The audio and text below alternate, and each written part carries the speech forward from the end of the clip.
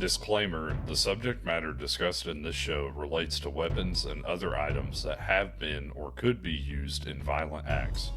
The discussion of these items is intended only for education and entertainment. We do not condone or support violent or improper use of any topics discussed in this show. Hey, welcome back to Wicked Weapons. Today's going to be our first episode where we cover two topics in one episode. Partially just because they kind of complement each other, and partially just because there's not a whole lot of information on them. But anyways, in this episode, we're joined again. Matt, the co-host, is back on. What's up? And then also we have my best friend and the best man at my wedding, Nick. Oh my God, you think I'm your best friend? Yeah, we've discussed this, man. And you've got Hey to guys, redo how's it going? your toast from the wedding. We're here. Or do a toast. Oh, I I didn't. don't think I did a toast. I don't No, we think didn't. that happened. Matt, we knew he wouldn't say anything good, so we didn't give him the opportunity. Yeah, you're right. You're right. It would have not been good. Which, to be fair, when you're talking about me, there's nothing good to say. So, Zero things. all right. So today we're covering the U.S. Navy fist gun and the Nazi belt buckle pistol. So today is going to be our very first two-topic episode. Considering how nicely these two strange World War II firearms complement each other and the limited information available on them, it felt fitting to pair them together. I also, courtesy of my wife, got to go to the National World War II Museum in New Orleans for my birthday. And there I was actually able to see a Navy glove gun in person inside one of the exhibits. And actually the pictures I have, these first two pictures are actually ones I took at that museum, which is really cool because so far all the pictures I've used have been off of Google. So, but during World War II, war was evolving drastically. Each day that the war waged on, new strategies and weapons were being developed. Among these developments were government agencies that specialized in covert operations and intel gathering. When we say spies, many of you will think of the Cold War, the CIA, and countless morally questionable covert operations that have since come to light. The CIA, however, really got its start in World War II as the Office of Strategic Services, or the OSS. First up, the U.S. Navy fist gun probably pairs pretty well with the Indian gauntlet sword, for those of you out there that know about that. So if you're wondering what the OSS has to do with this, we're getting there. Hold your horses. Calm down. Also called a glove gun, the Sedgley Mark II was essentially a single-shot pistol mounted to a leather glove. It's been subject to a large amount of debate as to what its purpose was. Many sources describe it as an assassination weapon used by the OSS, and this is such a prevalent belief that the ATF has even listed these weapons as the OSS glove pistol in their curio and relic list. It was originally patented by Stanley M. Hite in 1944, which was put at pretty late development into the war. And according to the original patent, it was designed with the average soldier in mind. Hite specifically cited the frequent occurrence of hand-to-hand or close-quarters combat in warfare, and essentially the idea was to have a weapon literally on hand at all time. Yeah, you like my pun there? Oh, it's not a good pun if it doesn't make people cringe. Fun fact: the glove. I Go thought that ahead, was sorry. dad jokes were supposed to make people cringe. Well, it's dad jokes and puns, because I mean, what are dad jokes if not extended puns? Right. That's true.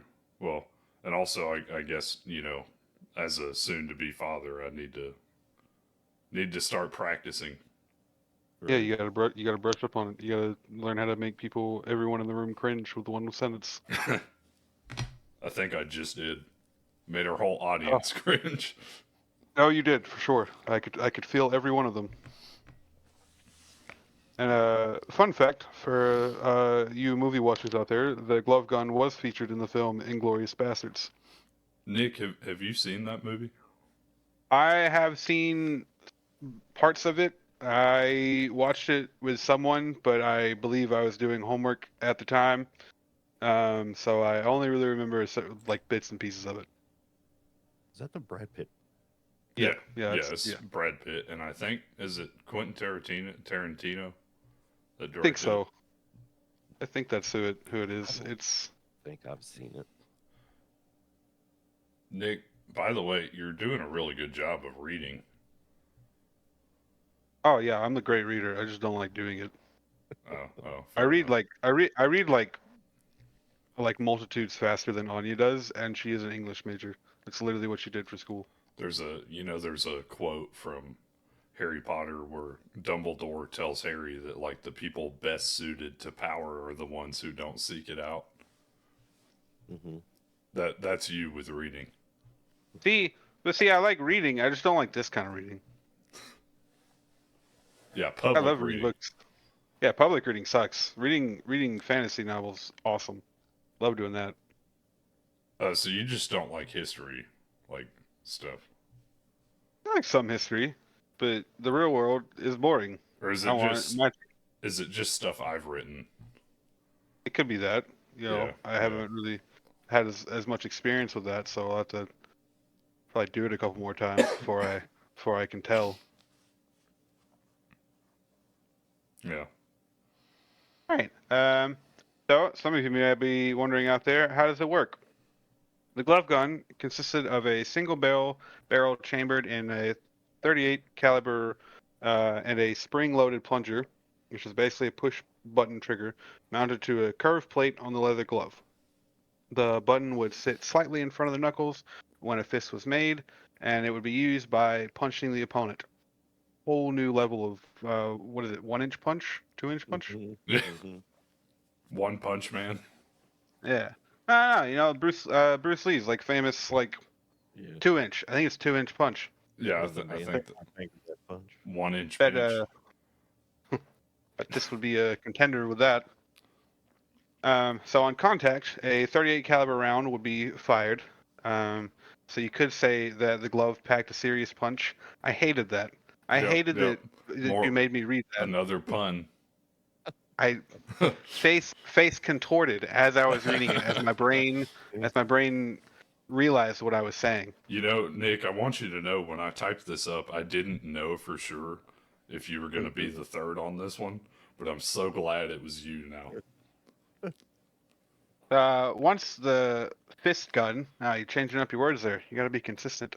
Was fired, the wearer could either manually eject the spent cartridge and reload, or proceed to pummel their opponent with the hunk of steel on their glove.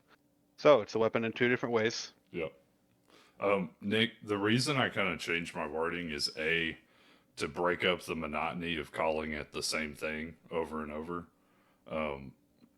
And also, it literally is called several different names.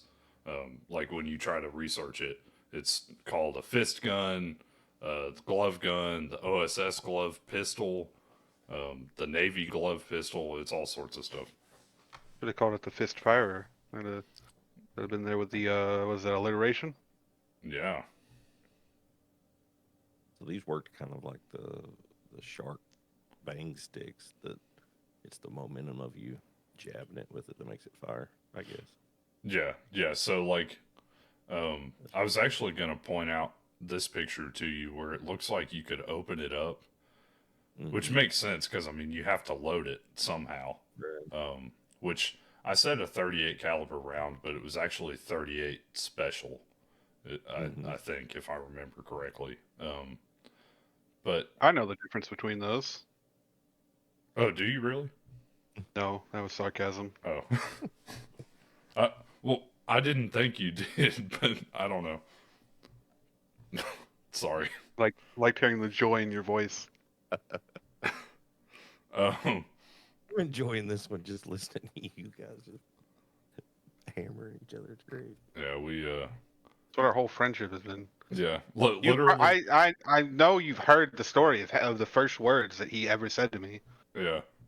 So freshman year, when we first moved where we moved, and I started going to the high school that me and Nick went to.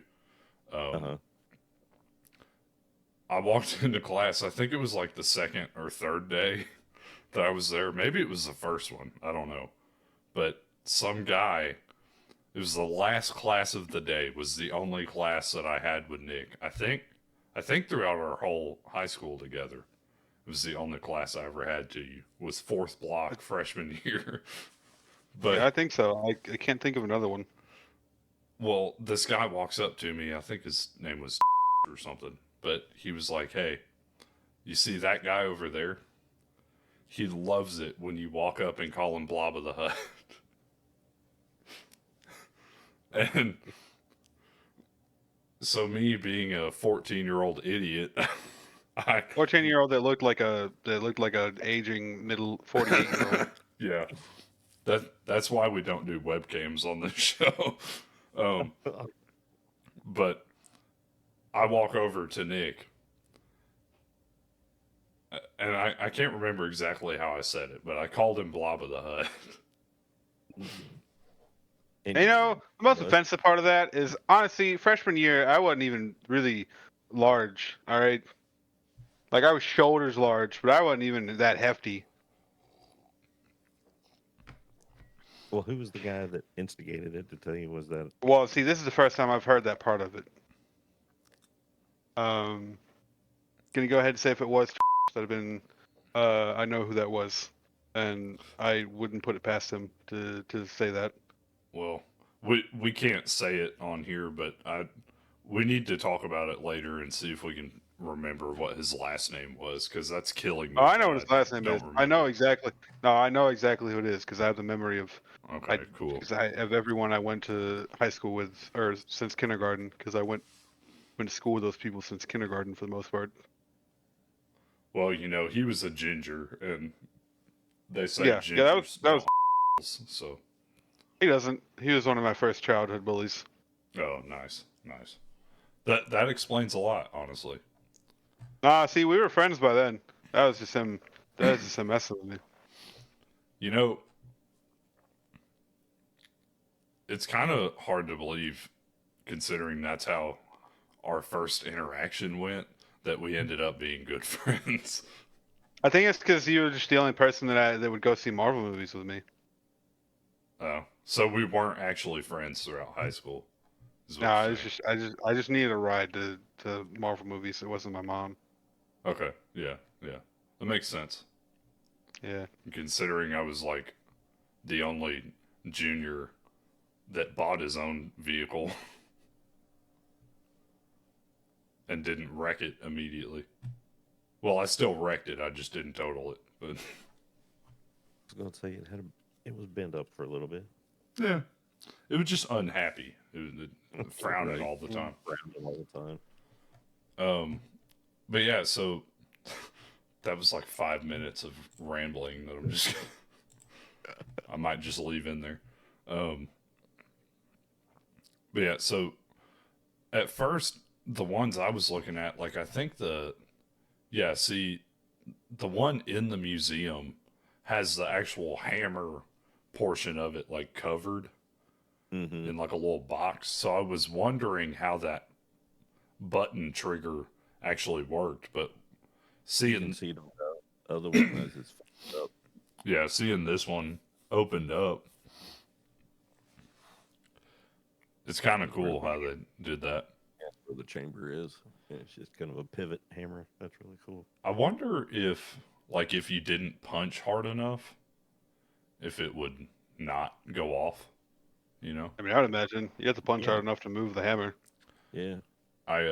So a lot of the information for this I got off of Rock Island Auction .com, and the one that they have on their site actually has a hole in the finger that the barrel is at.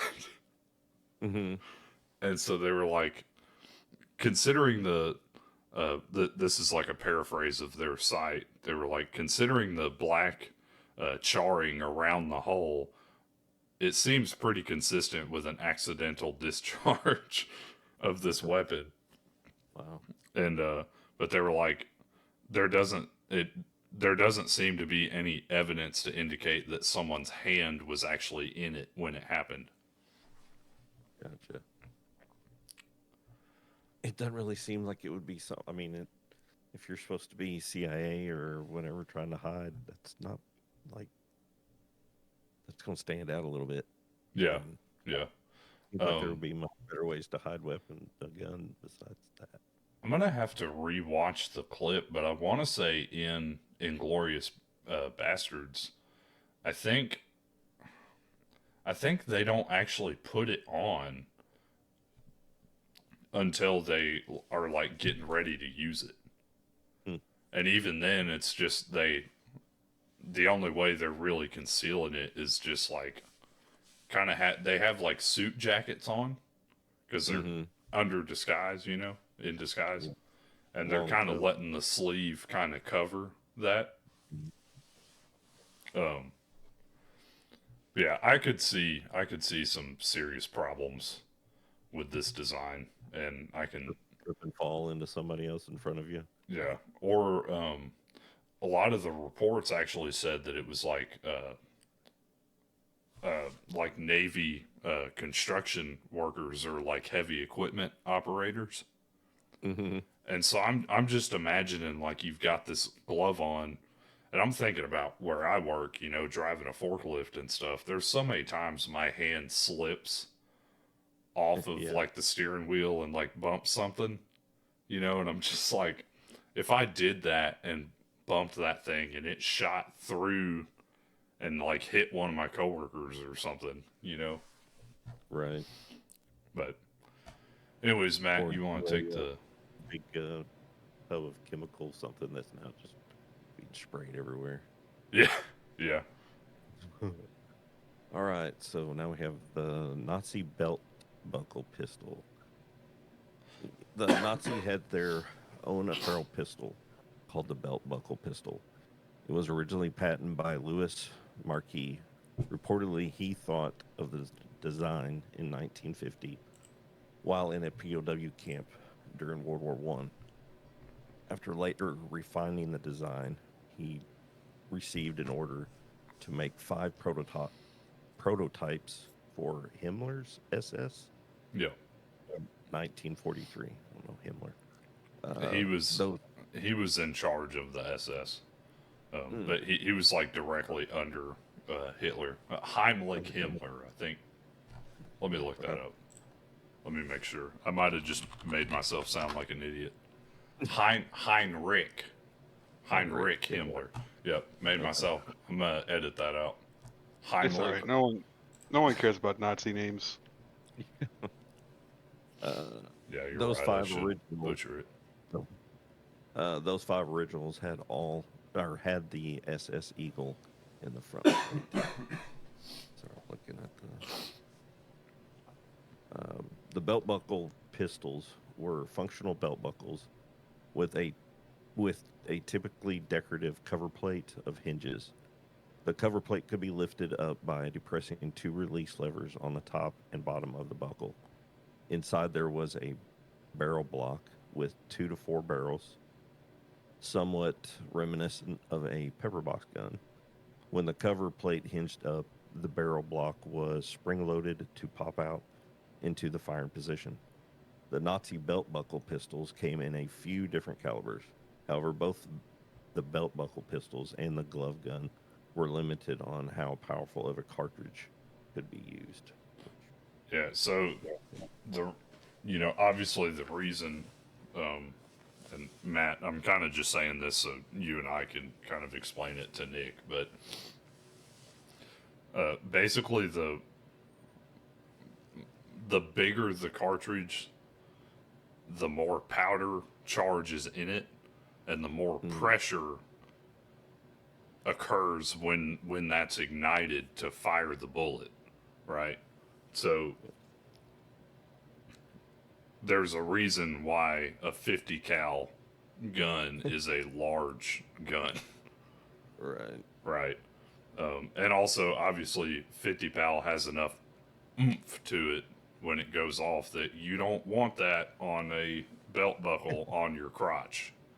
Right. You know, that was the main thing I was thinking about when I was looking at this.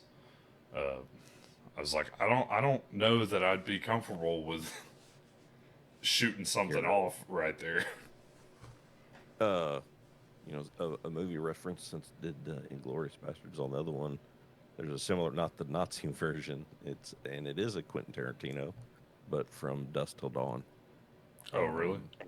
There's a biker in the bar that has one, and it looks a little different, but it's a he like pulls a string or something, and it's a pistol that fires.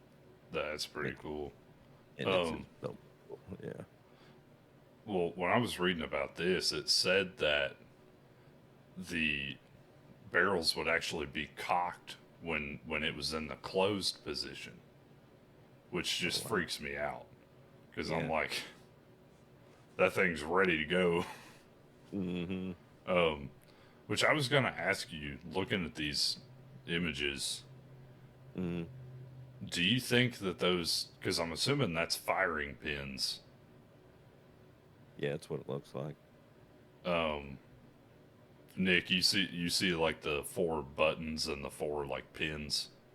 Yeah, yeah. And Yeah. it looks like you could pull each one, like the top one, like it's fired. The springs uncoiled, and then the other 3 are charged, or charged, but cocked, I guess. You can see the pins. Even it just looks like it hooks onto that main fire pin. That's pretty simple. Yeah, it's pretty crazy.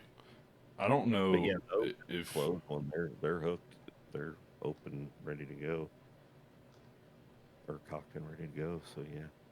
all I could find was 2 to 4 barrel ones.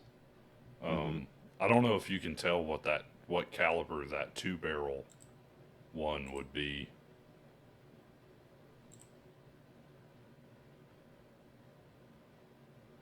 Because I know the 4 barrel ones are 22. Yeah, I was trying to see if that stamp underneath of it showed, but I zoom in on it and see it.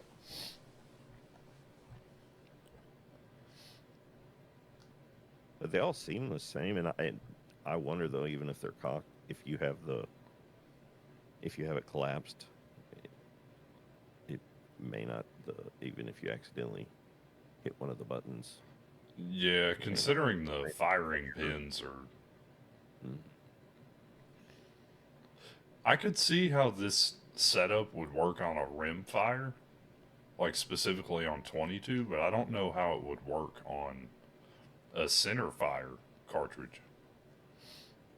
And there's got to be like a transfer type hinged fire pin underneath of it.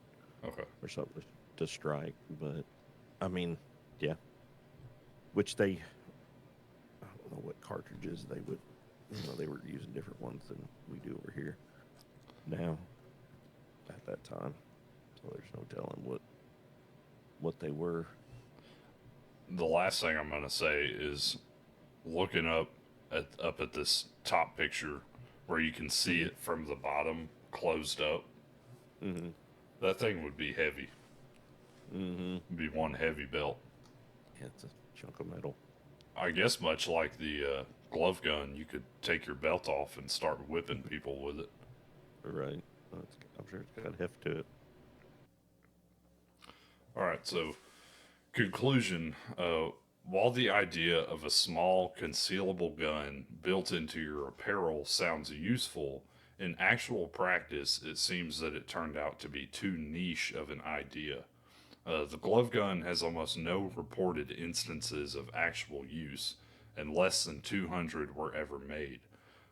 While this could have been a side effect of its late deployment in World War II, I personally think that for soldiers in war, it's a habit to at least keep your sidearm with you at almost all times. Not to mention that their rifles and sidearms were higher caliber and had greater ammo capacity, making them more effective in the majority of combat scenarios. When you pair these factors with the inherent risk of having a live, easily triggered firearm attached to your clothing, I think it's clear why these odd weapons never really saw real use. But the idea of firing a bullet from your knuckle when you punch an opponent is still pretty wicked. Ooh, You bad. Bad. There's actually, you can buy, North American Arms makes a belt buckle that holds a little bitty revolver in it. I was seeing those. stuff about that Yeah, when so- I was looking for the Nazi belt buckle pistol. Mhm. Now I just want to see if I can make a 3D printed version of the fist gun.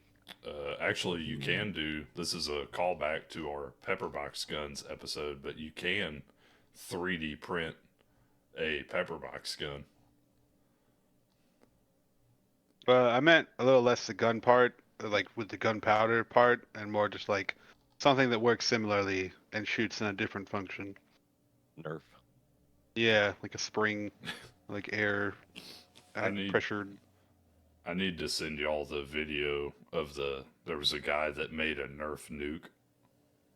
And it was basically this like bomb that would shoot up and shoot out.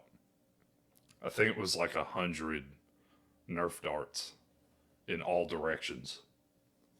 But it was so crazy because he actually set up like this missile pod. He used a trash can with an automatic lid to serve as the missile pod. And he had like a suitcase firing system. And he actually set it up where like him and his brother had to turn 2 keys, lift the suitcase open, turn a bunch of switches, and then push 2 buttons simultaneously. It was pretty neat. It was really pretty neat. Anyways, if you've made it this far into the podcast episode recording, whatever you want to call it, thank you for listening. And if you don't absolutely hate us, like, comment, subscribe. Maybe you don't have to like, but whatever. But yeah, thanks for listening. And Nick, thank you for joining us. Yeah, thanks, man. Yeah, anything I could do to potentially ruin your good YouTube channel. Mediocre YouTube channel. All right. We'll catch y'all next time. All right.